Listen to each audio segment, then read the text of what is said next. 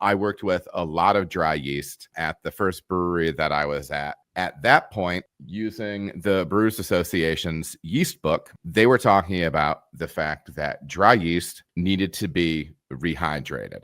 And so what I would do is, you take, I would take water that had been in my hot liquor tank at 180 degrees for 12 hours, whatever, into a cleaned and sanitized corny. And then whatever, I would cool that down.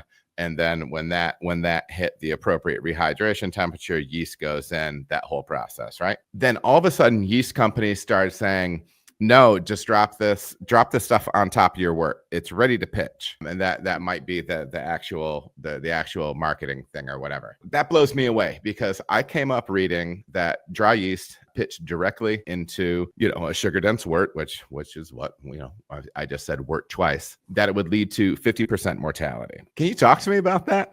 Because was it wrong back in the day? Has something changed with what's happening right now? Rehydration. So yeah, I mean, all the larger suppliers, the really serious ones, which I would say is Lallemand and Fermentis, have done work on that to demonstrate the differences between rehydration and direct pitching. And the answer that both seem to have landed on is that with beer yeast, you don't really need to rehydrate. You can direct pitch, especially considering the typical gravities of beers being so much lower. Like the rehydration is really this kind of leftover concept from the wine industry, where that is really important. You do have to prepare the yeast for that osmotic stress of 21 to 25 brix or Plato fermentation. So it can be something to look at for a high gravity ferment, and it does depend on the strain how well they are able to hold up to like a high gravity wort without rehydration. But at least in the case of both Lallemand and Fermentis, they've both produced really nice studies showing that it's not